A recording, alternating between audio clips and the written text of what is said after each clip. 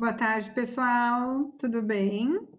Bom, para quem não me conhece, eu sou a Márcia, diretora da Genomics Brasil, e eu já estou aqui com as três presidentas. Bom, em primeiro lugar, eu queria agradecer muito, né, que vocês puderam estar disponível para esse nosso convite, para essa nossa discussão hoje, né?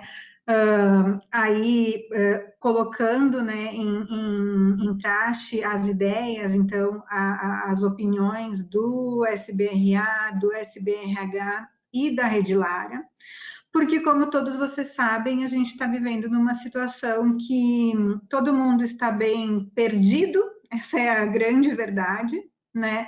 Ninguém sabe muito o que fazer, como lidar. Então, talvez esse seja um momento aí de a gente aproveitar esses minutos hoje para a gente escutar um pouco do posicionamento dessas três sociedades e aí depois a gente poder, então, tirar algumas dúvidas relacionadas à clínica, ao laboratório, às pacientes e quem sabe, então, juntos a gente conseguir chegar aí num consenso maior para a gente voltar a abrir as nossas clínicas, né? A poder atender nossas pacientes e a poder, então, voltar à nossa rotina de ciclos e tratamentos com uma segurança maior.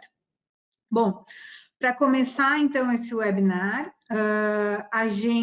eu vou chamar para esse início a doutora Maria do Carmo, como representante, então, da Rede Lara, e, em seguida, vai ser a doutora Hitomi, do SBRA, e a doutora Nilka, então, do SBRH, vai terminar, e a gente vai abrir para perguntas.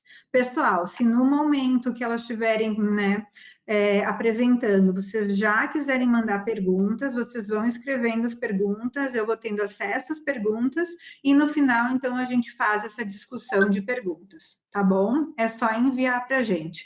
A gente já está chegando nos 200 participantes, tá? E então, doutora Maria do Carmo, eu vou dar o controle para você poder começar. Bem, boa tarde a todos, é um prazer estar aqui, é um prazer a gente poder conversar, não é, sobre esse nosso assunto de dia a dia de trabalho, das nossas preocupações e das nossas atividades, para a gente retomar isso tudo que a gente trabalha e gosta tanto. A minha apresentação, ela vai ser exatamente o que tem sido a posição das sociedades médicas durante a pandemia e o que a gente está buscando e fazendo nesses tempos que estamos em casa, mas ninguém em casa parado, todo mundo em casa pensando, fazendo coisas, imaginando como a gente resolver a nossa situação e agora o que a gente está pensando como sociedades.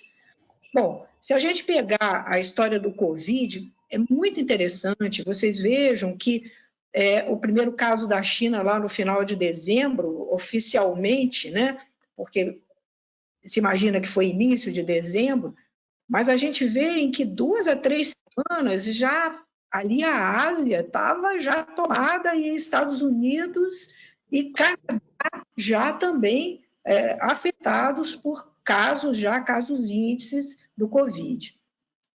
A gente interessa muito a nossa região latino-americana, né? E a gente vê também que esse danado desse vírus, ele realmente é altamente contagioso, porque o primeiro caso na América Latina foi o Brasil, dia 26 de fevereiro, e 28, 2 dias depois no México, e novamente em 2 semanas, tá?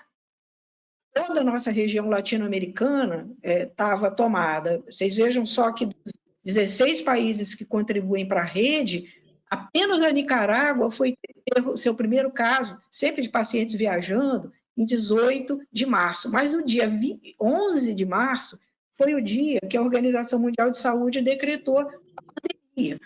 E aí a gente pensa assim, como é que as sociedades de reprodução, como é que as coisas se passaram?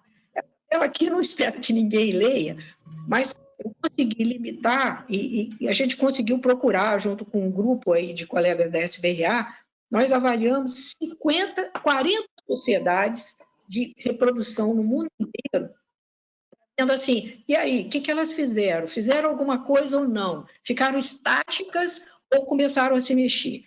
Então, dessas 40 sociedades que a gente viu, aqui a ANARA e essa aqui africana, foram duas sociedades que não se manifestaram. Essa segunda aqui ainda disse assim, o que o FFS disser, está tudo bem. Então, a gente teve, na verdade, né, o ASTRM, a Sociedade Americana, o ESH, a Rede Lara, o ICMART, o IFFS e a FIO. Vamos ver um pouquinho aí como é que essas coisas se desenvolveram. Dessas 40 sociedades, então, 19 simplesmente se abstiveram. E dessas 8 multinacionais, a gente vai ver aquelas que nos interessam aqui. Então, vejam só, o IFFS, o ICMART e o FIGO são sociedades muito grandes.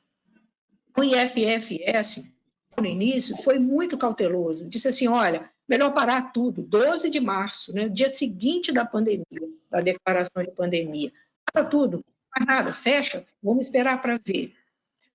O Escher, no dia 19, falou assim, olha, tem esse Covid rolando aí pelo mundo, vamos tomar cuidado.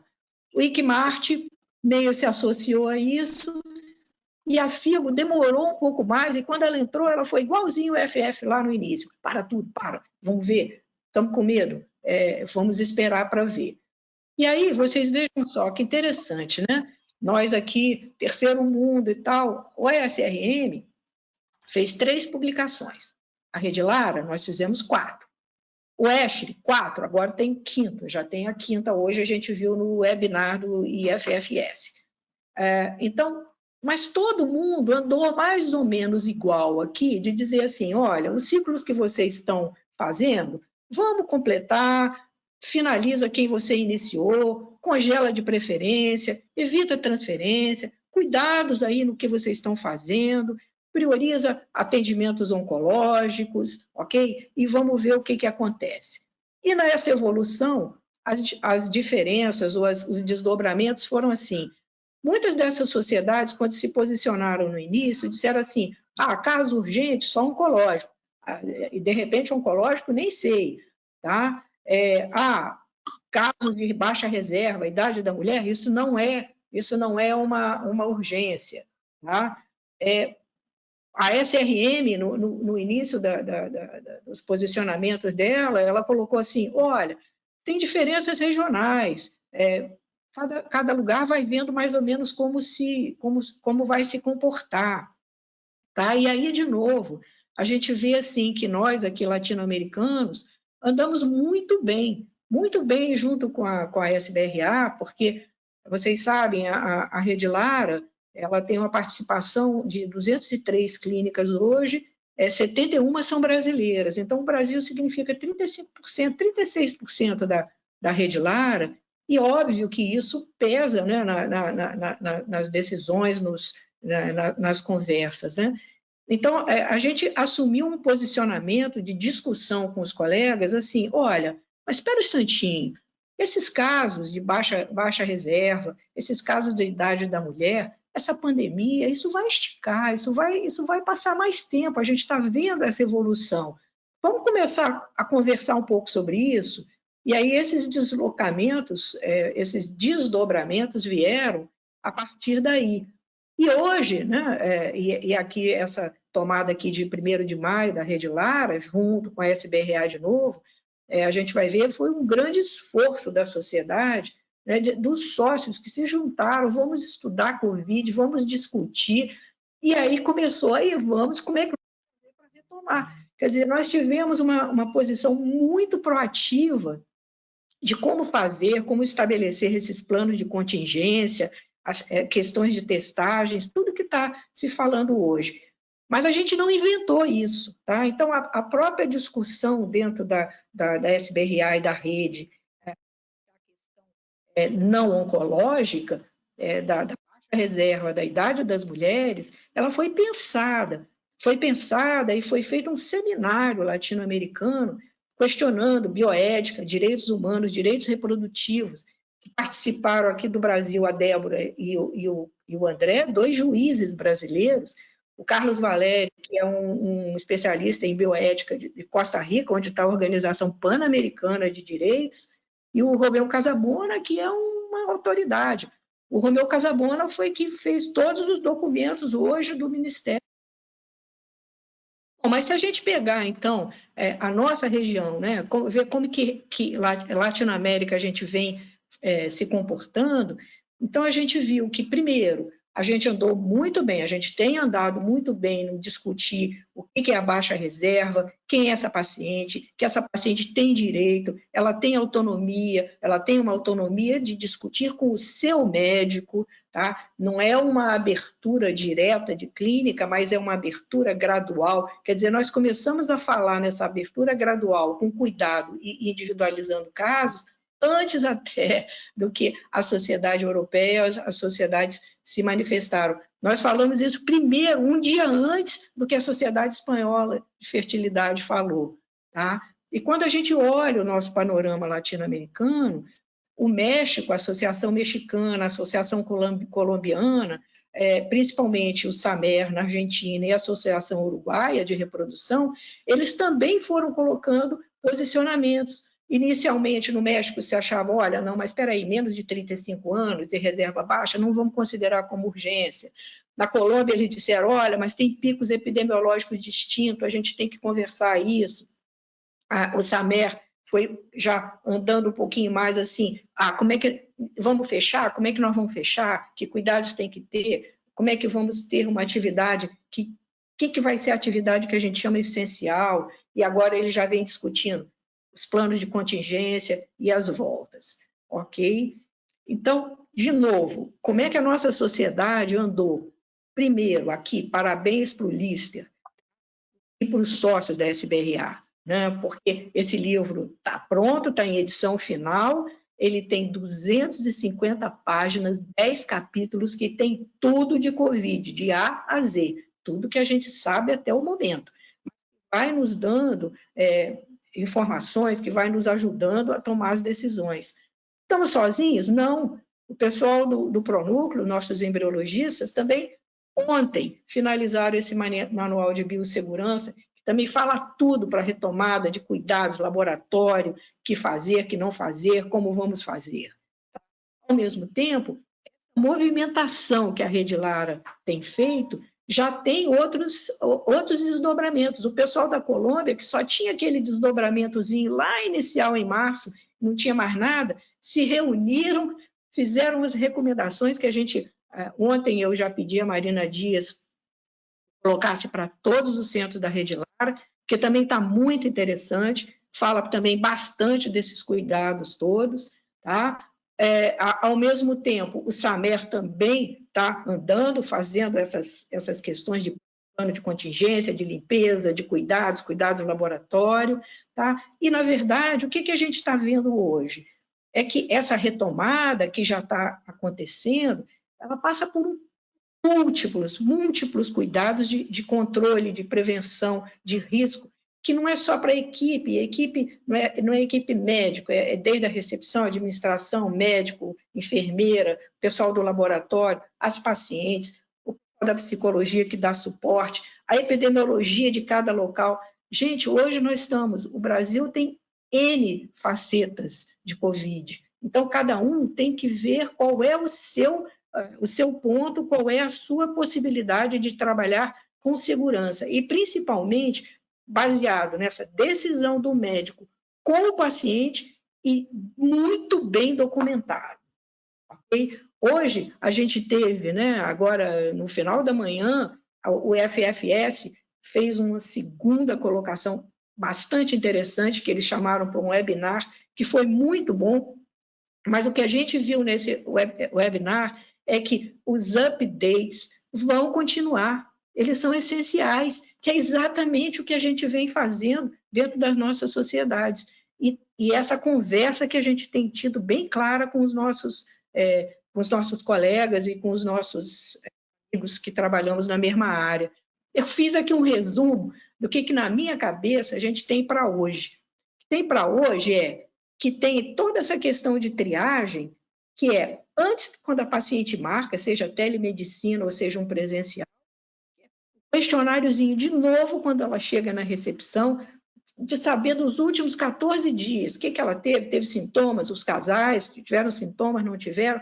Se tiver, a minha ideia aqui é assim, nós não temos ainda essa questão da testagem clara e pronta e absoluta para nós aqui. Então, se tiver alterações que digam assim, dados positivos, a gente já diz, não vem, espera, marca mais tempo aí, tá? Se a gente está tudo ok, a gente bota eles para dentro, vamos para dentro de casa, vamos embora, vamos até a conclusão do ciclo. Agora, se no meio do caminho, testando temperatura, testando sempre, está tudo bem, está tudo bem. Se tiver sintomas positivos, febre, rouquidão, perda de paladar, de olfato, etc., cancela. Se a gente não tem uma testagem legal, cancela, tá? O outro ponto é, ok, fizemos o ciclo. A Ana Cobo hoje disse, não, tudo bem, a gente bota lá, não tem problema nenhum de container. Mas existe uma possibilidade, sim. A gente pode ter um cuidado, talvez, de dizer assim, tá bom, fizemos a amostra, congelamos e daqui a 14 dias vamos saber com essa paciente se ela teve sintoma ou não, se ela abriu o quadro ou não. Se ela não tiver aberto, vai para o container comum. Estamos com a Ana Cobo. Se não, a gente deixa num container separado, tá? Vocês vejam que isso aqui está diferente do Escher, porque o Escher hoje, o Task Force, já disse assim, não, se você tem positivo, pensa se você não conclui mesmo com essa paciente positivo. Na discussão lá deu uma confusão. Alguém disse, não pode, não dá, não dá ainda para fazer isso, e se a paciente piorar e tal, não sei o quê. Então, que eu botei assim, o que temos para hoje é que o que temos para hoje na segurança, na falta de um teste, na falta de conseguir um PCR, que o nosso país é grande, aqui no Rio a gente não consegue, aqui no Rio não tem. Teste rápido, falei com uma paciente hoje de manhã que ela me disse assim, Maria do Carmo, posso fazer? Há um mês atrás, eu trabalho, levei o Covid para casa, eu tive, meu marido teve que ir para o hospital, estava com o pulmão lá, tal, melhorou com antibiótico, com não sei o quê, voltei para o trabalho agora, um mês depois, aí disseram, vamos fazer o teste rápido. Negativo, ok? Então, a gente sabe que os testes ainda não estão 100%. Gente, vou voltar aí, Márcia, vamos voltar para você? E vamos deixar a gente escutar os colegas.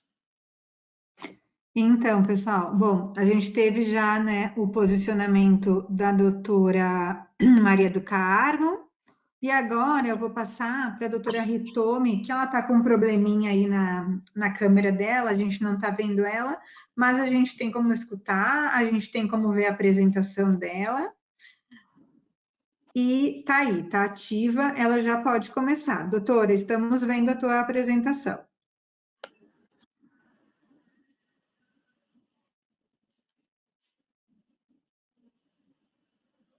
Eu não estou escutando, doutora Hitomi. Ok, já... Agora estamos escutando. Já viu, né? Estamos escutando e estamos vendo a sua apresentação. Ok. Pode começar. Então, vamos lá. Boa tarde a todos. Desculpe aí a falha do Tico e Teco, não chegaram a se encontrar aqui no meu iMac, e aí eu não consigo ativar minha webcam. Em todo caso, eu dividi alguns tópicos com a Maria, porque, como ela mesma falou, a Rede Lara e a SBRA, nós trabalhamos muito juntos, principalmente nesses momentos de tantas notícias e tantos acontecimentos que foram sendo muito dinâmicos, né? Eu vou, como ela falou, do mundo e mais da rede do lado da América Latina, nós vamos falar um pouquinho a respeito da evolução do que aconteceu conosco. Então, a primeira nota conjunta que nós fizemos começou em 17 de março.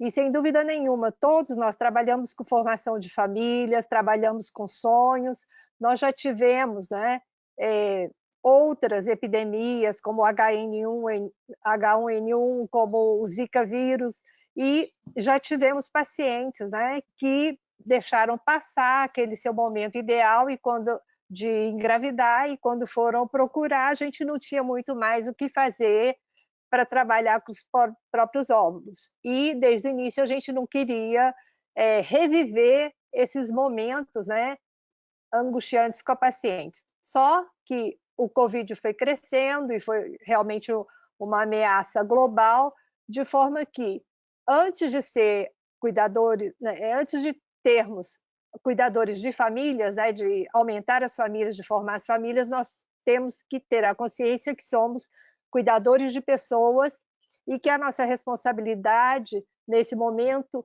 ela fala muito com a interface da prudência e do embasamento científico, e a Maria já apresentou o nosso livro, que efetivamente é um reflexo, né, do boom de artigos, do boom de informações que a gente tem vivido nos últimos tempos. Mas, além disso, as clínicas, assim que já teve essa ameaça da Covid, houve um reforço geral na segurança, mesmo aquelas que precisavam trabalhar com os casos oncológicos, com os casos inadiáveis, desde o início, desde a primeira nota conjunta, nós sempre falamos a respeito disso, a gente se baseava, né, na literatura que não mostrava efeitos específicos, né, pela pessoa estar grávida, também não existiam evidências, né, de transmissão vertical, existia, sem dúvida nenhuma, uma precaução em relação a isso, mas os bebês, as mulheres que tiveram, a grande maioria deu à luz bebês saudáveis, né? E nós conversamos também muito em relação aos tratamentos, que aquelas que já estavam em ciclo, que finalizassem seus ciclos, mas que não se iniciasse nenhum ciclo e muito menos se fizesse transferência, além da recomendação que a gente tem a responsabilidade de cuidar não só das nossas pacientes, mas como também de toda a equipe. Logo depois, em seguida, a OMS já declarou, né, como pandemia e promoveu o isolamento social, e nós tivemos que adaptar. Então, 4 dias depois, a gente já lançou a outra nota conjunta, reforçando mais uma vez que os ciclos iniciais deveriam ser finalizados com frisol. Mantivemos ainda o lembrete em relação aos casos oncológicos e os casos, né, inadiáveis, e entrou o terceiro fator muito importante, que seria o reforço, o apoio psicológico, porque as nossas pacientes, além da angústia da dificuldade de engravidar, tinha somado a isso o adiamento dos seus tratamentos. Passou-se um tempo um pouquinho maior, mas no dia 15 de abril nós fizemos novos reforços, né, tinha muitos colegas questionando como estaria a evolução, e a gente conversou mais uma vez nessa nota, falando que não existia até a época, e também nesse momento, e hoje foi falado no webinar da IFSS, que não há evidências, né, de transmissão pelos gametas, nem pelo embrião. Reforçamos o distanciamento social e, mais uma vez, a proteção da nossa equipe de trabalho e também das nossas pacientes e seus materiais biológicos. E demos também uma atenção, né, maior para que, como o Brasil é continental e existem situações, né, e essa semana nos nossos grupos de WhatsApp, cada um começou a relatar, olha, minha cidade está em situação A ou B, e tem muitas cidades com poucos casos, felizmente. Então, existem locais em que os colegas, de acordo com o seu contexto, né, de acordo com o seu preparo que é possível dentro da sua clínica, respeitando as recomendações governamentais, dá prosseguimento a ciclos selecionados. Outros serviços, eles fecharam as portas literalmente. Tá? A gente conversou um pouquinho também, porque as outras entidades internacionais, como a SRM, estavam debatendo sobre a autonomia da paciente. Nós levantamos que existe essa autonomia da paciente, e nessa nota conjunta, né, muitas pessoas ficaram em dúvida, mas na realidade, em dúvida, será que já abriu para todo mundo pode recomeçar? Na realidade, essas informações dessa nota de 15 de abril foram para reforçar as anteriores e também reforçar que o juízo do profissional assistente era importante, ouvir a paciente e de forma personalizada. O mais importante dessa nota foi que se documentasse bem, que se fundamentasse e documentasse bem, fazer o consentimento, né, livre, esclarecido, e relembrando mais uma vez a precaução que teria que se ter, evitando as transferências embrionárias. Houve, tá, uma nota conjunta que não foi publicada, porque no dia que essa publicação ia acontecer foi o dia da reunião com a Anvisa, né? E a Anvisa tinha entendido, com a nota anterior, que a SBRA estava muito mais flexível em termos de respaldar as clínicas que já tinham aberto mais casos para serem feitos nas suas clínicas. E, na realidade, nós reforçamos que continuavam sendo as recomendações para os ciclos oncológicos, ciclos inadiáveis. Essa nota, esse posicionamento deveria ser junto com a SBRH e junto com o Pronúcleo, mas essa nota foi abortada justamente por causa do entendimento e que, se a gente publicasse, a Anvisa entendia também que poderia haver um risco das pessoas considerarem uma flexibilidade maior, sendo que os casos no Brasil ainda estavam em curva ascendente. De forma que, ao invés de publicar a nota anterior, nós fizemos um reforço, né, denominando como questões pertinentes e, mais uma vez, reforçando só os casos que deveriam ser prioridade naquele momento e poderiam ser realizados quando a reserva ovariana era comprometida, quando a idade da paciente era avançada, também naquelas pacientes oncológicas, que no caso das oncológicas, obviamente, nem o momento, nem as sociedades internacionais, nem a SBRA limitou que se fizesse os ciclos. Mais uma vez, também reforçando a necessidade de individualização dos casos.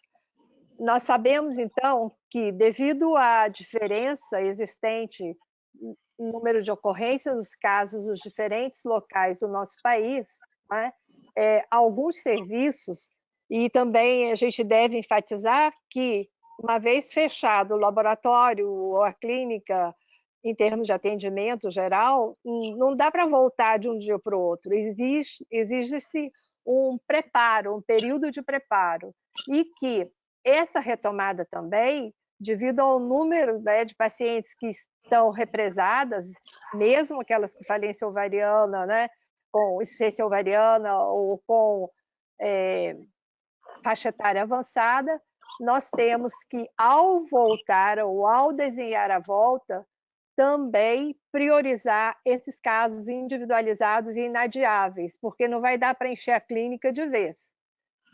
Nós temos que pensar sempre numa sistematização para reduzir ou evitar a transmissão, né, da Covid, e nós não queremos nem estar dentro das nossas clínicas. Nós temos que, então, orientar que cada serviço contextualize dentro da sua estrutura, do tamanho da sua clínica, se está dentro do hospital ou se é uma casa, e adequar a sua rotina de atividades em relação a essa retomada. Claro, dependendo das flexibilizações governamentais locais, que isso é prioridade e que a gente tem que seguir as orientações de cada governo local. A capacitação das equipes é importante e, principalmente, ter atenção para as jornadas de revezamento, para evitar aglomeração, tanto da nossa equipe e também para a gente ter uma equipe de reserva, porque se alguém de um determinado setor adquirir a Covid ou ficar doente, a gente tem que ter uma outra equipe, uma outra pessoa que possa assumir e continuar o funcionamento da clínica. Portanto, eu acho que em termos de mensagem básica que nós temos que ter, ou de meta básica, é assistir, sim, as nossas pacientes, mas com qualidade e segurança. Em termos de preparação geral, nós tivemos, né, o webinar específico, e uma das questões, né, que a gente tem que ter em mente é ter o abastecimento adequado no nosso almoxarifado em relação aos produtos de limpeza, desinfecção e EPI, além dos nossos habituais, né, para funcionamento da clínica. Isso também está relacionado com a necessidade de maior frequência de limpeza de equipamentos e dos ambientes que a gente vai estar utilizando no nosso dia a dia. A gente também recomenda, né, como regra geral, desestimular o emprego de equipamentos de uso comum, como telefones, revistas, etc. Demarcação de piso, preferencialmente, tanto nas cadeiras da recepção quanto em relação à distância com o atendente, para evitar aglomeração. Então, na hora do agendamento, a gente vai falar um pouquinho sobre isso, mas deixar um horário mais flexível ou maior, um tempo maior para atendimento de cada paciente, para evitar congestionamento das nossas recepções. Logo na entrada, disponibilizar, né, a higienização para os pacientes e orientá-los em relação a isso, e um cronograma de limpeza bem definido nos vários setores. Preferencialmente, sempre que possível, a gente recomenda a telemedicina, falar a respeito tanto com os profissionais quanto os pacientes em relação aos horários, né, estarem bem programados e serem respeitados, limitar acompanhante, evitar que as pacientes tragam aquele bolo de exames no dia, então pedir que mesmo que seja de outro serviço, ela envie previamente, para evitar retorno também e maior exposição, os exames prévios, para que a gente possa já no dia otimizar o máximo possível a consulta. E antes da paciente chegar na clínica, fazer nesse momento do agendamento uma triagem e dizer que triagem rápida sobre o estado de saúde e dizer que no dia, antes dela se instalar na clínica, também será repetido para ver a avaliação. Fornecer máscara se a paciente não estiver com, e limpeza dos pés, né, na entrada, um tapete com hipoclorito, por exemplo, respeitando o distanciamento, orientando sobre as etiquetas sociais e manter, de preferência, as janelas para ventilação natural ao invés de uso de ar-condicionado. Na consulta médica, tanto os profissionais de saúde devem usar máscaras durante todo o atendimento e haver limpeza antes e após cada atendimento. Manter a distância recomendada e lembrar os pacientes sobre comunicar se tiver alguma alteração do seu estado de saúde. E, mais uma vez, também evitar que se tenha muitas pessoas dentro da sala, então evitar que tenha acompanhante. A lavagem das mãos também é recomendada, né, o habitual para o médico e para a paciente também. Na ultrassonografia, que nós utilizamos, né, de rotina para fazer os ovulogramas, as medidas foliculares, o controle do ciclo, respeitar todas as recomendações de higienização, o uso de máscara, tanto para paciente quanto para o médico, por causa da proximidade que eles ficam em relação ao momento do exame. Os médicos preferem usar luvas, porque tem o risco de contato com secreção, com sangue, solicitar para os profissionais que evitem uso de adereços, de relógio, por exemplo, e também acompanhante. No centro cirúrgico, nós temos vários tópicos, eu não vou traçar todos, mas agendar, principalmente com intervalos maiores, cada punção folicular, para que a gente tenha um momento suficiente para fazer a higienização adequada, né, dos equipamentos e do que for utilizado. Treinar as equipes, não só na paramentação, mas também na desparamentação. Deixar dentro da sala, basicamente, os equipamentos mobiliários e medicamentos necessários para que não seja reduz, então, o número de itens a serem limpos ou o número de itens a ser descartados, não é? Se possível, a proteção com filme plástico descartável para facilitar a higienização dos equipamentos na hora, manter ou frasco gel para ultrassom com a tampa fechada ou preferencialmente os descartáveis de uso único, usar, né, evitar deixar o mínimo de pessoas dentro da sala e deixar uma pessoa, uma atendente na porta para qualquer eventualidade, né? A equipe deve tirar, né, todos os seus EPIs dentro das salas na medida do possível, evitar circular, tá? O lixo também tem umas características específicas, sem bordos, não deixar encher o saco de lixo acima de 2/3 da sua capacidade, para que tenha uma possibilidade bem adequada na hora de fazer o descarte. No laboratório, já Maria introduziu alguma coisa, mas a higienização, e hoje também, no webinar da IFFS foi falado, os materiais que podem ser utilizados para bancadas, eu acho que a Nilka pode falar também mais, com a experiência de laboratório, e ligar os aparelhos, né, previamente, um período antes, tem recomendações de até uma semana antes para equilibrar pH, os meios de cultivo, em suma, todas as medidas de controle de qualidade para que o laboratório possa voltar a funcionar adequadamente depois de um período de funcionamento, de parada de funcionamento. E especificamente no laboratório, naqueles locais em que existe só um embriologista, ter um convênio ou uma parceria com outro serviço, porque na eventualidade desse profissional não conseguir continuar seu trabalho, ter um suporte para que os ciclos, né, não se percam. As recomendações, né, com relação ao laboratório de sêmen são semelhantes em termos de higienização, em termos de cuidados e orientações para o paciente.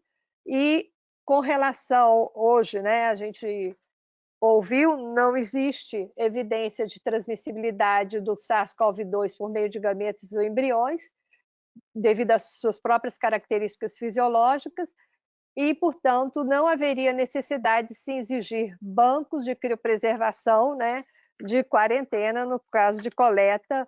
E claro que a Maria já reforçou antes de mim também que a gente tem que conversar muito bem com a paciente, que até esse momento o recomendado é não continuar os ciclos por causa de se ela tiver adquirido uma eventual COVID no intervalo, interromper o ciclo, e a paciente tem que estar muito bem esclarecida disso para que não tenha problemas depois.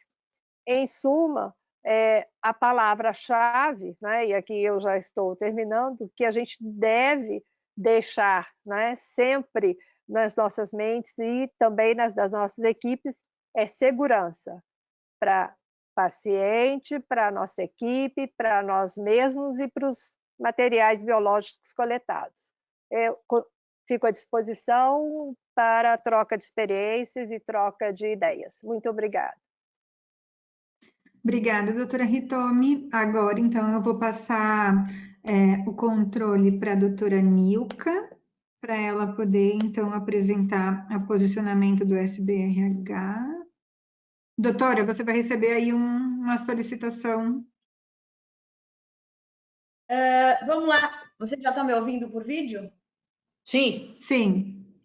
Na realidade, eu, né, vendo tudo que foi exposto, eu acho que eu não preciso fazer nenhuma apresentação específica para o PowerPoint, mas o que eu gostaria é realmente de colocar algumas ideias de uma forma mais sintética e clara do ponto de vista da SBRH e que deve ser considerado nesse retorno das atividades. Claro que do ponto de vista dos pacientes, tá? O sentimento de maternidade, acho que é um dos sentimentos mais fortes que existe e que realmente as mulheres têm o seu livre-arbítrio, a sua autonomia, tá? Do ponto de vista e seu direito, tá? Do ponto de vista reprodutivo, tá? E isso obrigatoriamente tem que ser respeitado. Só que nós temos que hoje levar em consideração algumas coisas. Primeira, quando se compara, tá, as atitudes das sociedades, principalmente europeias, do que está acontecendo a nível Europa, tá, a gente tem que lembrar que hoje o que acontece na Europa não é exatamente o que está acontecendo no Brasil. Tá? Hoje, Espanha, Itália estão numa condição de contágio menor do que estamos hoje no Brasil. Então, se a Espanha, Itália, os países europeus estão voltando em breve ou já voltando às atividades, é porque justamente eles estão numa queda de curva de contaminação e, na realidade, já numa queda, tá, de justamente de pacientes internados, tendo possibilidades de vagas de internação, hospitais não 100% lotados, e nós no Brasil estamos numa situação inversa. Nós estamos no momento com os nossos hospitais chegando justamente às suas lotações em algumas cidades, tá? Então, sempre que a gente conversar sobre Covid, a gente tem que lembrar que nós estamos um pouquinho atrás no tempo em relação às curvas de contágio que os países europeus. Tá? Então, isso nunca pode ser esquecido. E isso tem que ser deixado muito claro para o paciente, né? Espanha já passou a crise pior, Brasil, estamos chegando lá. Claro, Brasil continental, nós temos diferenças em regiões, e isso tem que ser realmente considerado, tá? O fato, de repente, hoje, de uma região ter poucos casos, a gente não sabe se esses casos não vão vir a aparecer como está acontecendo, que você teve núcleos com uma curva já ascendente e os outros estão começando um pouco mais tardiamente essa curva. Então, isso, você pode ter uma flexibilização eventual que, se houver um retorno de contágio, um retorno de ocupação hospitalar, essa flexibilização pode voltar para trás. Tá? Então, os pacientes têm que ser deixado muito claro para elas as curvas que nós encontramos. Claro que todo mundo vai se preocupar com a segurança do paciente no ponto de vista de quando ele estiver dentro do serviço de reprodução. Tá? Mas vamos lá, se por acaso essa paciente, embora graças a Deus isso seja muito raro, tenha algum problema durante o tratamento, tá? Ou algum acidente durante o tratamento e que precise de uma internação hospitalar eventual, tá? Isso não é impossível de acontecer, a paciente tem que estar ciente de que ela vai ter dificuldade, eventualmente, de uma vaga em um determinado hospital, ou ao ir a um hospital por algum problema, ela pode ter um risco maior de contaminação. Então, essa paciente também tem que deixar isso ter muito claro para ela, isso, que não é o risco só dentro da clínica, mas o que pode acontecer a posteriori. Tá? Terceira coisa que tem que ser deixado claro para o paciente: não existe comprovação de transmissão vertical, não existe comprovação do ponto de vista dos gametas, tudo bem, mas ainda nós não temos dados científicos quanto contaminação de gestante no primeiro trimestre de gravidez. Por que nós não temos isso? Porque ainda não deu tempo dessas crianças nascerem. A gente não chegou lá ainda em nenhum lugar. Nós vamos chegar no meio do ano. Tá? Então, isso também tem que ser considerado para os pacientes. Então, os pacientes tempos sensíveis, não se discute. As pacientes que têm um fator masculino, uma paciente de 32 anos, 30 anos, tá? Ela pode ser orientada a aguardar um pouco mais, justamente a se passar essa curva ascendente de contaminação e já fazer o seu ciclo numa condição melhor dos serviços de saúde como um todo. Essa paciente, claro, volto a dizer, tem que ser respeitado essa vontade, essa ansiedade, o perfil emocional da paciente, mas ela tem que ser muito bem orientada desse aspecto, que um pouco mais de tempo não vai trazer malefício para ela, que ela pode aguardar a melhoria dessas condições. É por isso que Anvisa, SBRH trazem, assim como o SBRA também se posiciona dessa forma,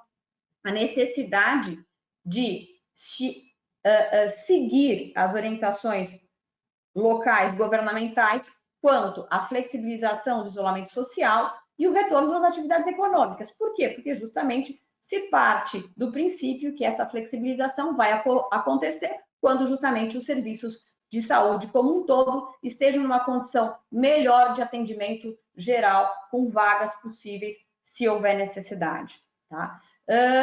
E isso trazido para o paciente tendo toda essa compreensão, e se mesmo assim a paciente fala assim, ah, não, eu quero voltar e quero fazer o ciclo, ela tem que realmente assinar o termo de consentimento, livre e esclarecido, e ela segue em frente como um direito que ela tem à reprodução, e com tudo isso que existe até agora no ponto de vista do serviço de saúde ser essencial, tudo isso ser considerado. Tá?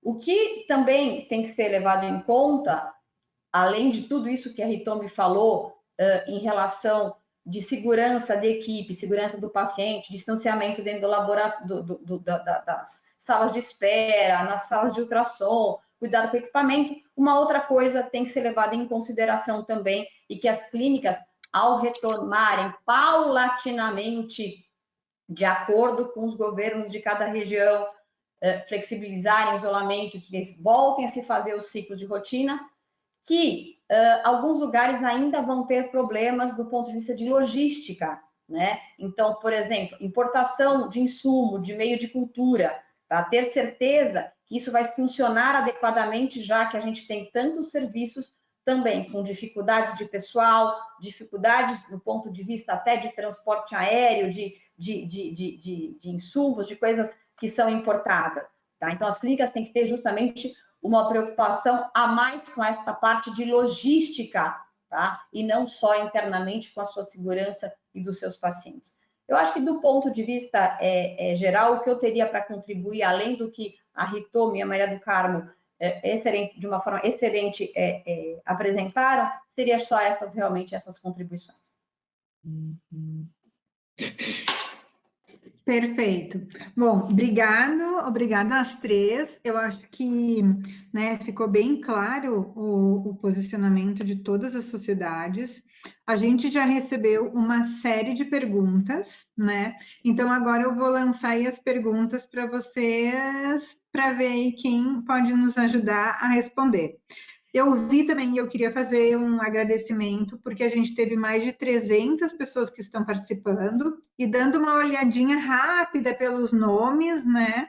Eu também vi que tem gente de norte a sul, leste a oeste, então eu acho que o Brasil está bastante, né, representado aqui nesse webinar, e eu acho que com certeza deve ter aí uma pessoinha de cada clínica, de cada serviço, prestando atenção, o que é bastante interessante, né? Bom, uma das primeiras perguntas que surgiu foi, né, como vocês também falaram sobre as diferentes situações que a gente encontra no Brasil, né? A gente está em São Paulo, Maria do Carmo no Rio, Hitomi em Brasília, temos cenários diferentes. São Paulo, né, um dos principais polos aí também, bastante caso, né, tanto de confirmatório quanto de mortes, né, mas é claro que outros estados não estão na mesma situação que a gente, como, por exemplo, o Rio Grande do Sul. E aí vem uma pergunta de lá, falando sobre a possibilidade se a gente poderia ampliar as indicações que foram dadas, né, e quem sabe admitir a iniciativa dos ciclos e das transferências. Pensando nessas diferenças, né, que há de estado para estado, em iniciar os ciclos, então.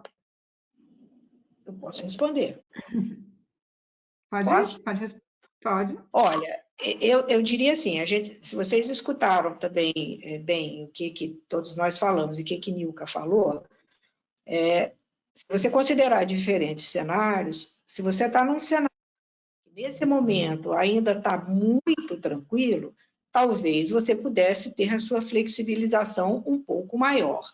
Mas, como o Hitomi terminou falando, olha, bom senso, segurança, eu acho que você tem que pensar assim, a gente viu como é tão rápido essa propagação desse vírus. Às vezes ainda não chegou lá, mas é uma questão de 2 semanas, tá?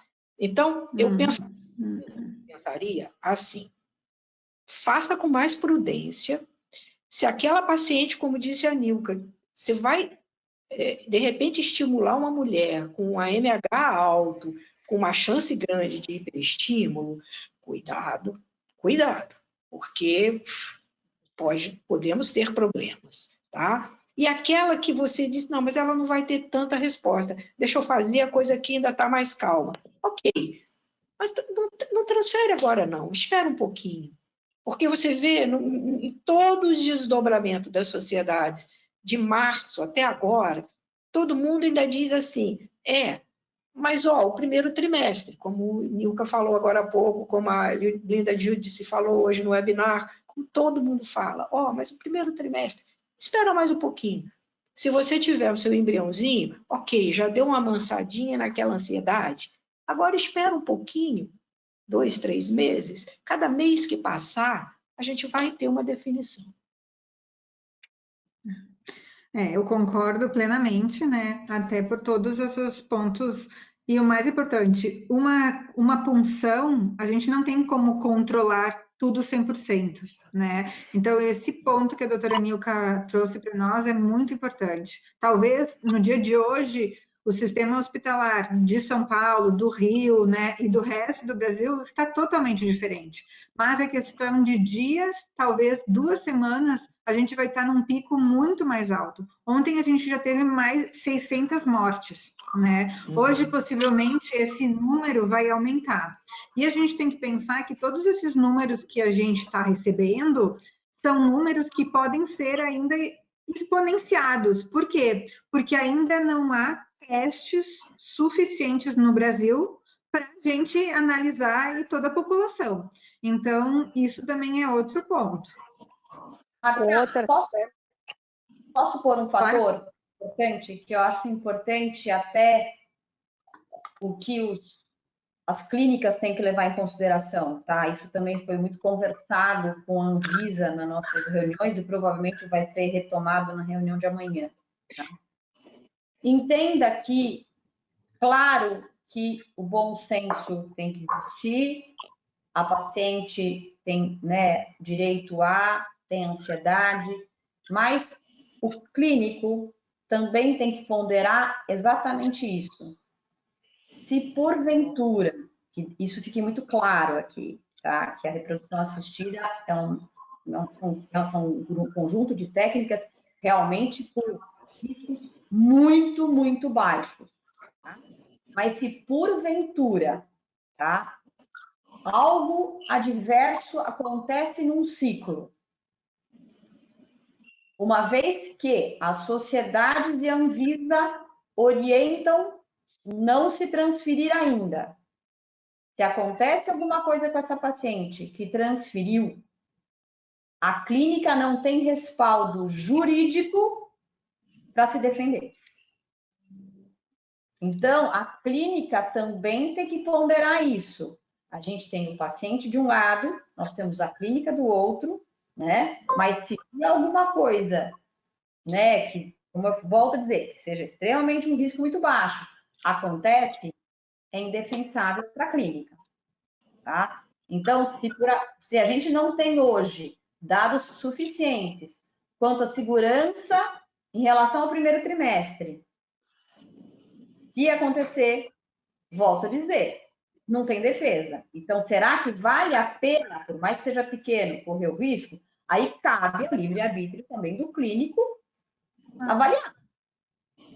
Claro. Outra pergunta. Bom, aqui... Antes de você passar, Márcia, deixa eu só te interromper um pouquinho. Uhum. Desculpa, não, porque não dá, não estou no screen. Como eu não te então vejo, não sei se você quer não adianta levantar a mão aqui, né? Bom, o que eu gostaria de comentar a respeito disso é que, graças a Deus, né, o pessoal do Rio Grande do Sul ainda tem poucos casos e tudo mais. Daqui para frente também, eu espero que isso não aconteça, mas tem a história dos vírus serem respiratórios, né? E mais predispostos a atacar no frio. Então, eu não sei como é que está a temperatura, gente. Já está chegando maio, junho.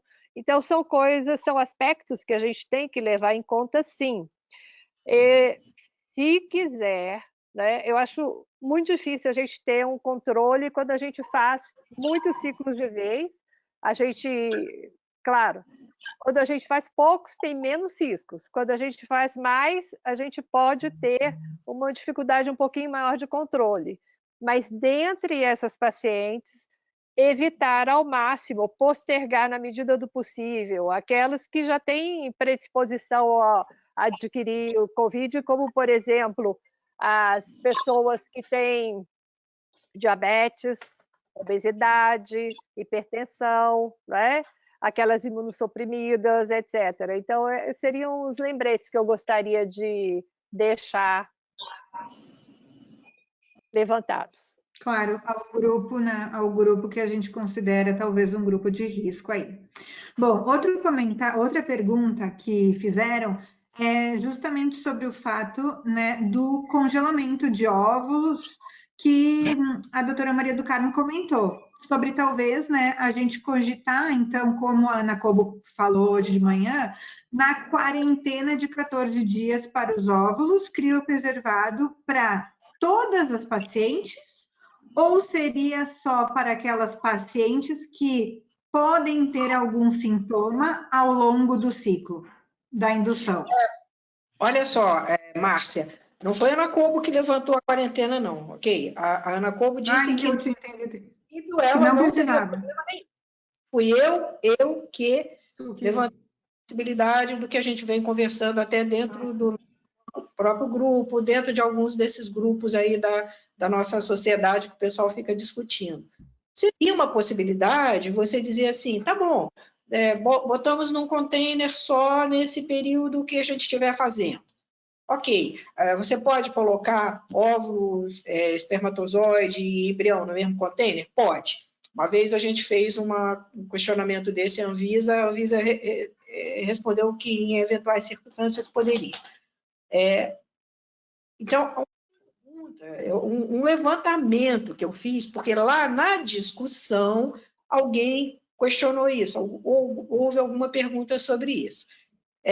Então, o que a gente está discutindo é assim, será que, já que nós não temos uma testagem que seja segura, o PCR é bom na presença de um sintoma, mas a gente, aqui no Rio, por exemplo, não se faz. Nem IgG, IgM, não tem. Você entra em fila no laboratório para saber Deus quando eles dizerem que vão poder fazer, ok?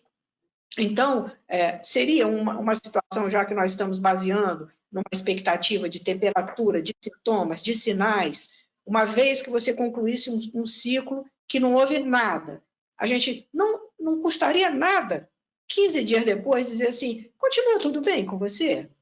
Tá tudo bem? Houve algum sintoma nesse período? Porque você estaria dentro do período da quarentena, que ela, até o dia que ela fez a punção, não tinha nada. Naqueles outros 15 dias, ela teve alguma coisa? Naqueles outros 14 dias? Foi uma coisa que eu levantei. Okay? Nós estamos nas indagações. Sim. Talvez aqui, né, então, avaliar as possibilidades. Milka. Na realidade, assim, do ponto de vista de quarentena de material dessas pacientes, eu não vejo, eu enxergo claro, como todos, se você tiver uma paciente que durante né, o tratamento, teve sintomas no finalzinho, você decidiu fazer a folicoaspiração, eu realmente deixaria esse material em quarentena, né, sem a menor dúvida, porque ela teve infecção durante o tratamento. Tá? Agora, uma paciente cujo tratamento correu bem, ela não teve sintoma nenhum, tá? Você esperar 14 dias para uma quarentena, para mim, perde um pouco o sentido, porque depois você vai transferir, nada impede que daí uma semana ou no dia seguinte ela se infecte e para que esperar 14 dias? Então, para mim, não é bem...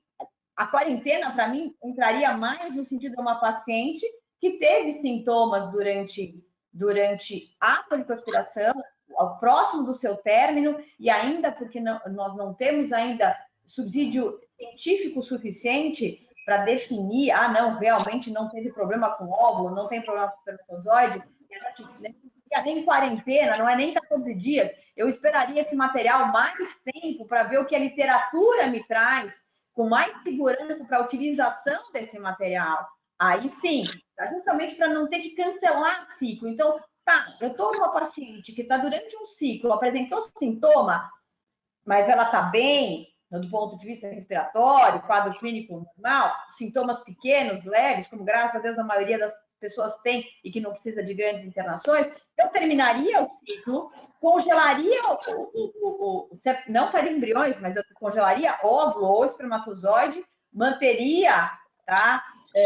Espermatozoide não, porque o rapaz fale depois, mas congelaria óvulo, esperaria passar esse período da doença dela, mas eu esperaria um pouco mais para ter um embasamento científico melhor para que eu possa usar esses ovos que foram coletados durante o período que a paciente estava sintomática. Aí que eu vejo a aplicabilidade dessa quarentena, tá? Mas agora, uma vez que você já concluiu o ciclo, o paciente sem sintoma nenhum, esperar 14 dias, como eu falei, se você transferir, no dia seguinte ela pode pegar. Então, aí, para mim, perde um pouco o sentido aplicar isso numa rotina, entendeu?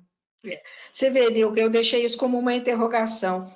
A proposição do Escher, naquele último diapositivo que eu mostrei, eles têm um ali no meio do caminho, que é o sintoma no final do ciclo, que eles dizem assim, ou você cancela, ou você vai para a punção, e aí você... Mas aí, de novo, a gente cai num problema hoje, dependendo do lugar que a gente vai estar, de você dizer assim, bom, mas se eu fizer uma punção, eu faço uma sedação nessa mulher, e depois ela tem um problema respiratório, a gente também vai estar assumindo uma responsabilidade grande. É aí que cada centro, de novo, vai ter que dizer assim, não, para mim, neste momento de evolução da história, aqui para, e essa paciente já sabe desde o início que aí ela tem que cancelar. Ou então, a gente vai, ok? Tudo vai ser o termo de consentimento, o que você conversou com a paciente, o que foi definido com o paciente. Isso. Hitomi, quer fazer algum comentário? Eu já tinha conversado um pouquinho a respeito disso durante a apresentação, que era, assim, desde o início, sempre a gente colocou que se a paciente tiver sintomas, devido aos riscos, fazendo esse balanço risco-benefício para a paciente e para a equipe, a paciente teria que saber e a gente interromperia. Se ela já começou a estimular, para a estimulação no ponto que estiver. E não chega a coletar, porque expõe muito o maior patrimônio nosso, que é relacionado à segurança da equipe, do material e das pessoas envolvidas e principalmente da paciente. Márcia, é justamente por isso que eu coloquei nesse sentido que a única, para mim, a única possibilidade de uma eventual utilização de uma quarentena de óvulo seria nessas condições que a clínica opte em ir até o final. Eu também, eu acho que eu sou extremamente conservadora no ponto de vista de realmente segurar ao máximo o início de ciclo de rotina, tá? Eu sou, do ponto de vista realmente...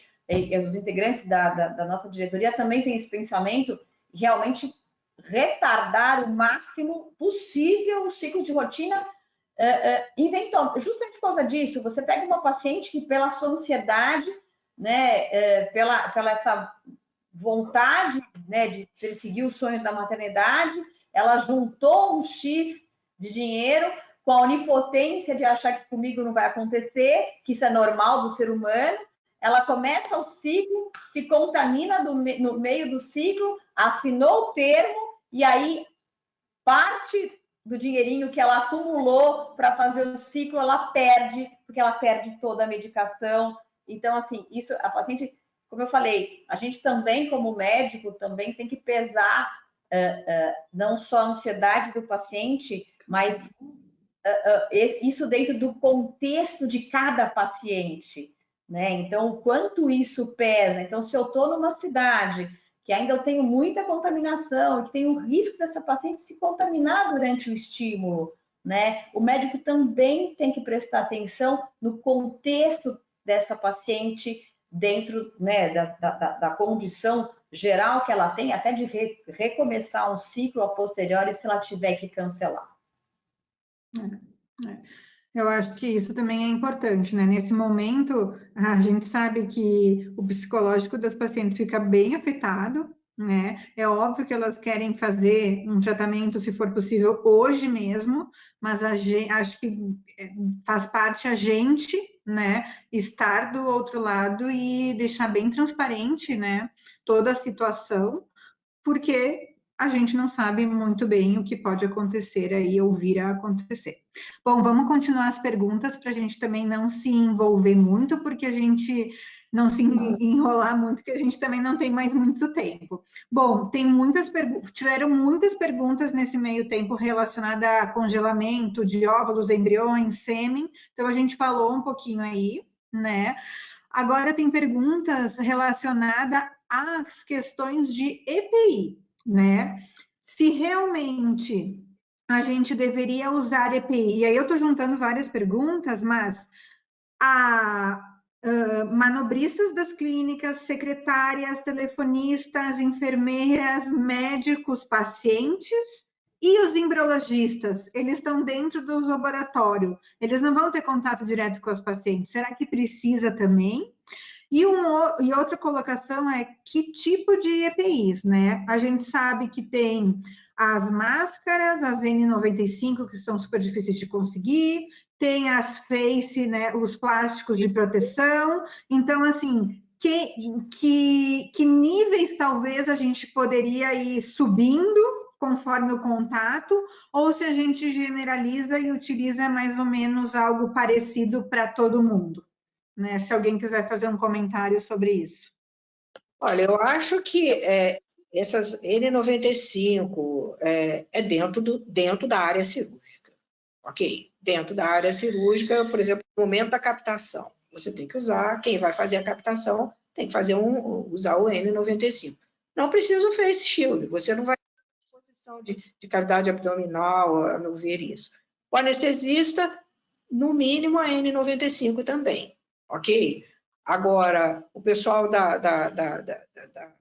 do entorno, das técnicas de enfermagem, enfermeiras, na área dentro do bloco cirúrgico, acho que a nossa enfermagem tem que usar o material, a máscara usual. Agora, o manobrista está na rua. Aqui no Rio de Janeiro, se você botar o pé fora da rua, você tem que estar usando máscara de pano, seja o que for. Aquela máscara que faz em casa, dobrada, as normas todas, ok?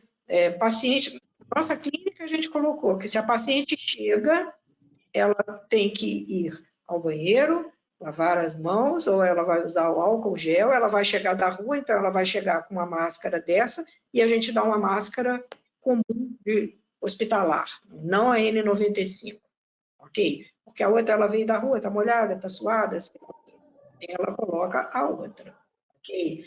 O atendimento médico, se o médico tiver a distância do paciente, e ele não tem, esse paciente não está com temperatura, etc., etc., ele pode ficar sem a máscara comum, dentro da área comum da clínica, não dentro do centro cirúrgico. E quando ele está dentro da área cirúrgica, Se ele sair, ele tem que trocar esse material todo. Ele não pode sair com essa máscara N95, vou buscar lá, não sei aonde, vai e volta. Também não pode. Ok? São materiais que são de uso dentro daquele local específico. Não sei se Nilka e Hitomi querem complementar mais aí. Então, no livro que a Maria citou, da SBRA, né, com relação à COVID, a interface da reprodução assistida, a gente tem um capítulo a respeito disso, sobre gestão de clínicas e dentro dessa gestão, questões sobre a retomada. Então, primeiramente, se existe manobrista na clínica e tiver a oportunidade de orientar onde que a pessoa deva estacionar seu carro, melhor, ok? Agora, caso ele tenha que pegar aí máscara, luvas. No caso, luva, né, de procedimento.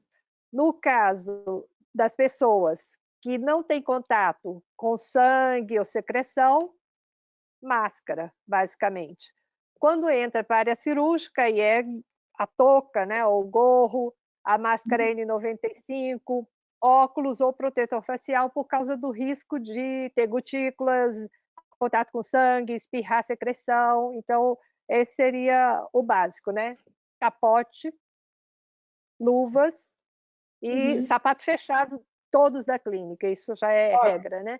E se a Maria falou, dentro das áreas hospitalares, de clínica, áreas de saúde, a máscara não pode ser de tecido, tem que ser máscara de... essa TNT, máscara cirúrgica, que a gente está habituada a utilizar. Posso, Márcia, rapidamente, fazer um lembrete para Claro. os gestores das clínicas, que se até onde me consta, se não mudou, o Supremo Tribunal considerou, né, que se um funcionário pegar Covid, isso é considerado acidente de trabalho, tá? Então, por exemplo, o manobrista, tá, da clínica, se ele pegar Covid, claro que ele pode sair e ir para um barzinho no final de semana e pegar Covid lá. Mas se a clínica não fornecer para ele todos os EPIs necessários e comprovar esse fornecimento, que ele assine que ele recebeu uma máscara cirúrgica, que ele recebeu luva, tudo isso, a clínica também pode responder eventualmente aí do ponto de vista de um acidente de trabalho, tá? Então, que não se considere, né, simplesmente, o manobrista, alguém, né, vai usar a máscara na rua, a de pano que ele fez, cuidado, tá? A clínica não pode se basear nisso, ela tem que se documentar do ponto de vista que forneceu o EPI, tá, para todos os funcionários, que isso eventualmente, como o contágio é muito grande, tá? Como eu falei, pode não acontecer na clínica, mas a clínica tem que, então, se respaldar do ponto de vista de que fez tudo e deu todos os EPIs a todos os funcionários linkados ao Isso. E aí até eu queria, né, dividir com vocês o que a gente está fazendo dentro da Genomics, que a gente também, como vocês sabem, a gente vai começar a testar, então é um risco maior ainda para os nossos funcionários, né, para os meus funcionários, na verdade, também, além, né, de poder se contagiar entre eles, poder se contagiar com uma amostra.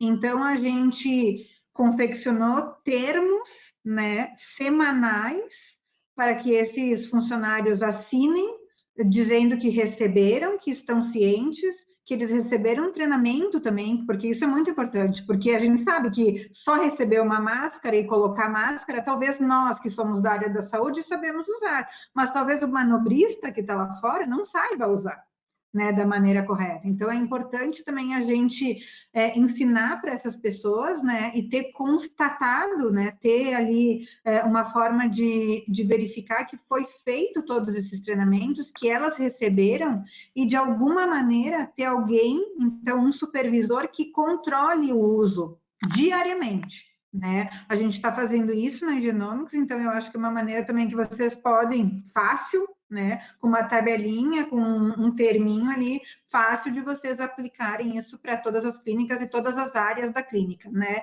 Desde a moça da limpeza até o manobrista, a recepcionista, e etc, porque ninguém está fora disso, né? E aí, entrando, então, nessas possíveis contaminações ou não contaminações, a gente tem muitas perguntas relacionadas aos testes. Tem alguns comentários, tem perguntas, tem vamos fazer, não vamos fazer, etc. E aí também, né, tem, então, muitas das sociedades fora do Brasil estão falando, né, de testar as pacientes antes de ela entrar na clínica, antes de fazer a punção e antes de fazer uma transferência. Mas aí é óbvio, cada país está numa situação diferente, como já foi dito aqui, e a gente tem que trazer isso, então, para o Brasil. E a gente tem duas realidades. Uma, nossa curva está crescendo. Outra, a gente é um país que a gente ainda não tem testes para todo mundo. Então, isso também é diferente. Pode ser que aqui em São Paulo a gente tenha um volume maior, no Rio, mais ou menos, Brasília, etc. E assim, sei lá, quando a gente chegar em Manaus, não tem teste para fazer em ninguém. Vendo também essas diferenças, pensando então, bom, estamos num país de primeiro mundo e temos teste para todo mundo fazer, né? Vamos pensar que a gente não tem um problema. Se a gente tivesse esses testes disponíveis, qual o posicionamento de vocês, então, se a gente faria ou não faria, quando faria, e aí, se faria nas pacientes e no pessoal da clínica, e como trataria os resultados? Difícil, né?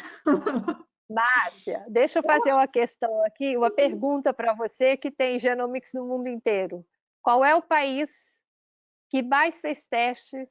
Qual é a percentagem de pessoas que ele conseguiu atingir? Independente de income. Então,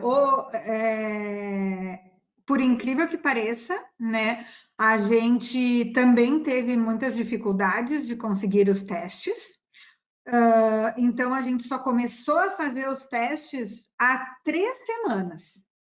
Onde a gente começou a fazer primeiro foi na Espanha, e Itália e Londres, tá? E aí, há 10 dias, a gente começou a fazer nos Estados Unidos. Nos Estados Unidos demorou mais por causa da questão do FDA, que ele precisa aprovar, né, tudo, então é bem mais complicado. E, consecutivamente, hoje a gente só está fazendo nesses 4 países, né?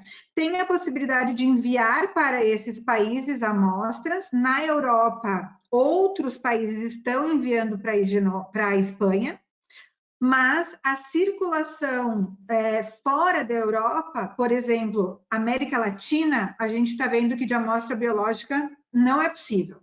Entrada de amostra biológica para os Estados Unidos também não é possível, né? Então, tem aí todo o passo, além da logística, das dificuldades de controle mesmo, né, de território.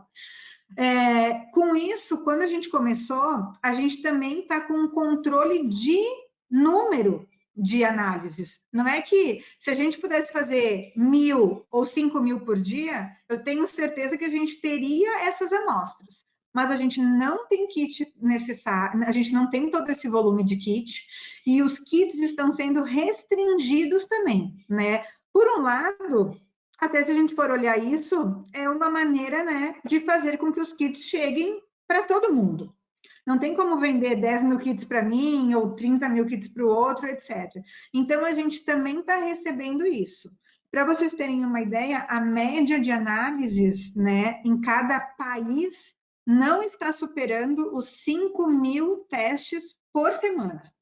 Então, aí, se a gente fizer um cálculo, né, de que a gente começou há 3 semanas na Espanha e há uma semana e meia nos Estados Unidos, a gente não fez muito mais do que 50.000 testes ainda, né? Que para número e o volume que a gente precisaria é muito, muito, muito baixo, né? Aqui no Brasil a gente também está com as mesmas dificuldades, né? A gente está recebendo kits a conta gotas, para falar bem a verdade para vocês, E até semana que vem a gente vai receber os kits completos para poder fazer testes semanais. E aí, o nosso volume vai ser de 2.000 testes semanais aqui no Brasil. Então, é isso que a gente vai poder fazer, né? Que parece um volume grande, mas se vocês forem pensar que também a gente poderia atender todas as clínicas do Brasil, não significa nada. E que teste? Bom, Ou sangue? Então, aí, os testes que a gente está falando de PCR nasofaríngeo, que realmente é o gold standard, né? E o teste imunológico, então, no sangue, dosando IgA e IgG. Tá? Marcia, assim, até do ponto de vista, né, a gente não pode, justamente por essas dificuldades que estão muito claras, isso não é só no Brasil, não é, né, uma coisa, né, local, mas é mundial.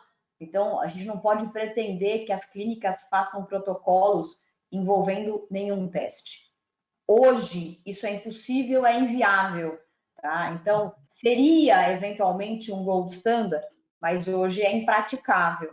Mas, da forma que você falou, como seria um gold standard? Seria, do meu ponto de vista, se nós pudéssemos fazer justamente o IgG de todas as pacientes antes de começar o ciclo. IgG positivo, acabou por aí. Ela segue o ciclo dela sem fazer mais nada de exame, sem fazer mais nenhum teste, sem se preocupar. Embora teoricamente existem alguns questionamentos de reinfecção ou de reagudização, não se sabe, mas com uma segurança muito maior. Então, o paciente faz o teste, vê IgG positivo, faz a transferência, está tudo em ordem. As pacientes IgG negativo, essas sim teriam que eventualmente ter uma maior, vamos assim, testagem, tá? Então, se testasse essas pacientes, não vejo muito sentido de ficar testando durante o ciclo tanto tempo, porque, como eu falei, você testa hoje, ela pega amanhã, tá? Mas sim, obrigatoriamente, no meu ponto de vista, antes de qualquer transferência embrionária, tá? Ou seja, mas volto a dizer, também é mais no sentido de respaldo da clínica.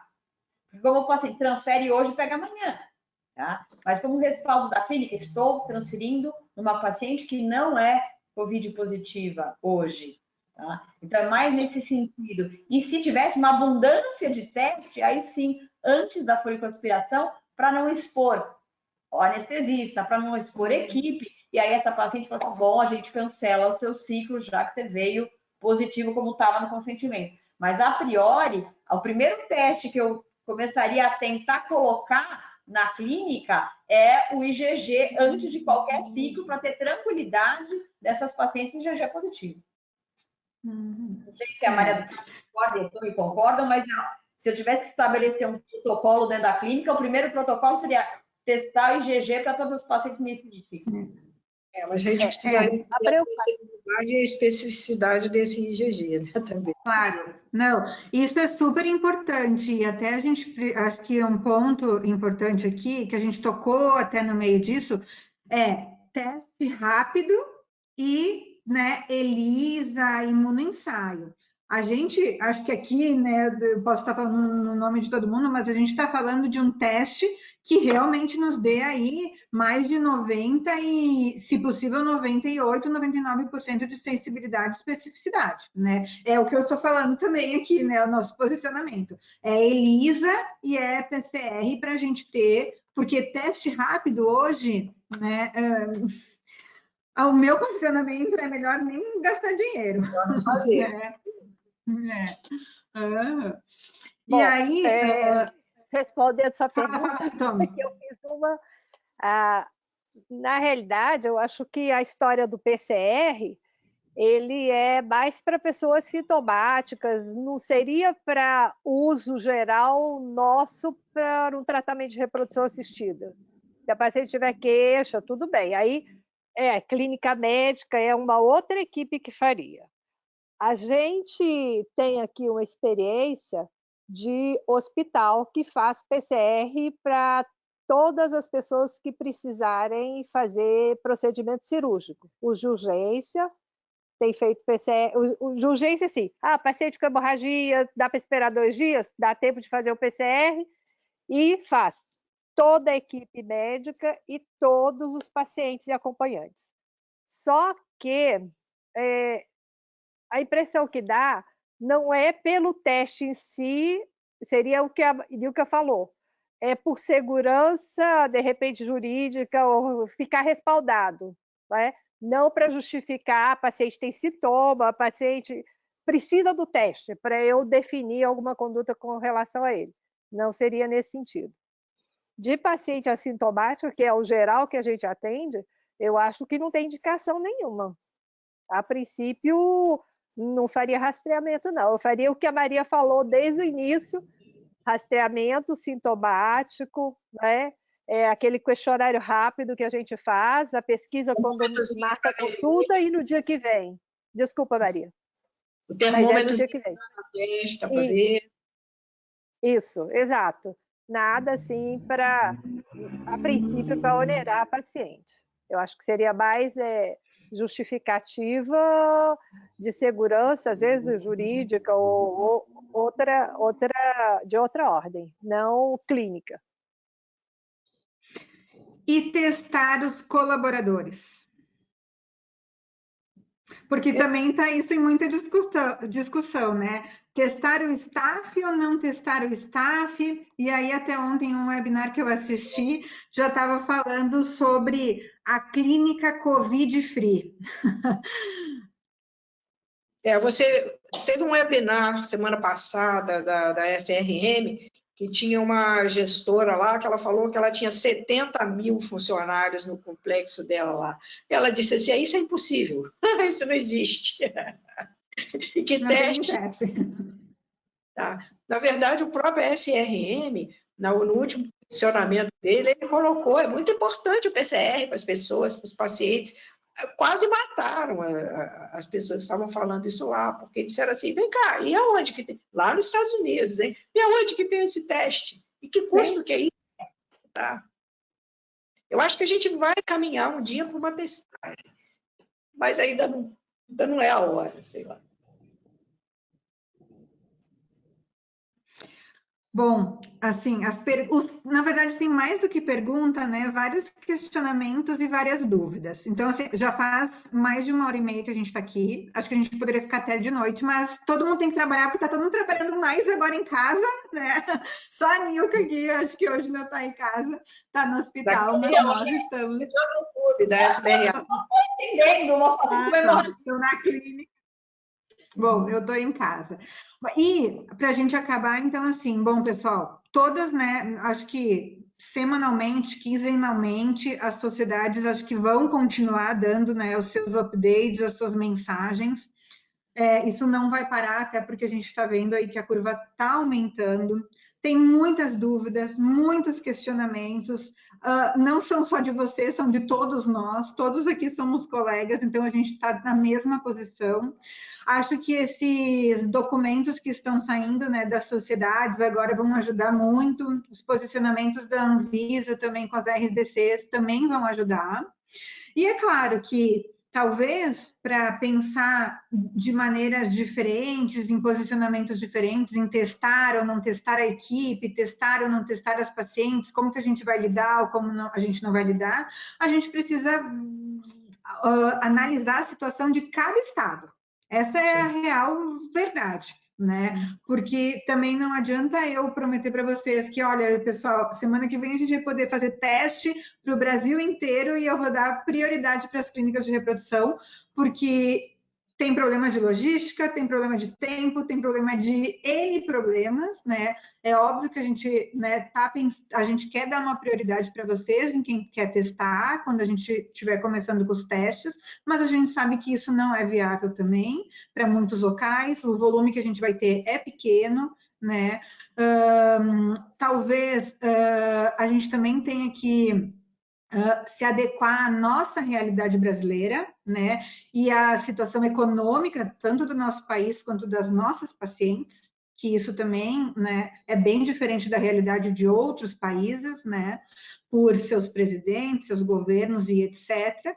E eu acho que também um último ponto aqui que comentaram, e talvez é uma ideia para as sociedades, é se vocês poderiam ajudar as clínicas nesses termos de consentimentos e nesses questionários, né? Porque talvez seja uma medida aí de a gente fazer algo meio que, digo, introdutório ou geral para todo mundo e depois elas, né, adaptarem as suas realidades. Então, talvez essa é a mensagem que fica aqui das perguntas e dos questionamentos, né? Eu queria agradecer imensamente esse tempo de vocês e por aceitarem, né, esse debate. Vamos esperar aí que a coisa flua e que a gente não aumente muito os números, os casos, que a gente consiga controlar, e agradecer às mais de 300 pessoas também que participaram e nos escutaram e estiveram com a gente agora, até agora que começou a diminuir os participantes, né? Então, muito obrigado a todos e muita gente agradecendo, né, todos os nossos tópicos, dando parabéns e mandando abraços e beijos para todo mundo.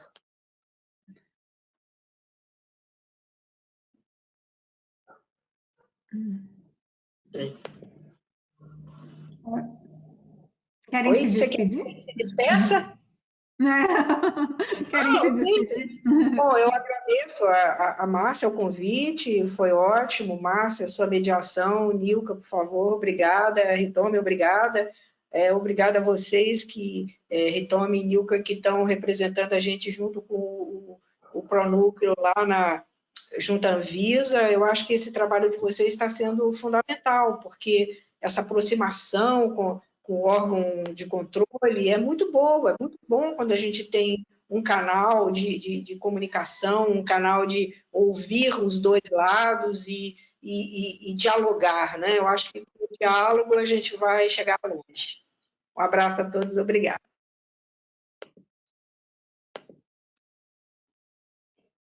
Bom, Márcia, também queria agradecer a oportunidade de estar justamente com, né, a Maria do Carmo, com a Ritome. Realmente é um tema que vem mudando, as orientações, elas são extremamente dinâmicas, justamente todo o respaldo científico também vem mudando muito rapidamente. Então, ter justamente um canal aberto em que se possa discutir e mostrar a todos o que está acontecendo de uma maneira justamente com embasamento científico é a melhor coisa que existe. Então, a gente tem que agradecer a Genomics pela oportunidade de estarmos aqui justamente discutindo e mostrando todos os prós, os contras, o que deve ser levado em consideração, para que todo mundo retorne paulatinamente as atividades com segurança para o paciente, para os justamente profissionais de saúde e que todos fiquem bem. Bom, falando por último, mas todas já falaram, né? Muito obrigada pela oportunidade, pela troca de ideias e pelo rico, né, período que passamos juntas, né? Somos 4 mulheres, eu vi esses dias o pessoal dos grupos falando, né, da fortaleza que nós somos juntas. Então, agradecer, né, o empenho, porque eu sei que a Maria trabalha muito, a Nilka tem trabalhado muito, e a gente tem tentado deixar as pessoas o máximo possível informadas a respeito dessa Covid-19, que, em termos de publicações, em termos de informações, tem deixado a gente bem atarefada, como você falou, dupla, tripla jornada, né, Márcia? Em casa e tentando manter aqui a troca de ideias e, de alguma forma, a gente que representa alguns segmentos, né, defender o que a gente precisa.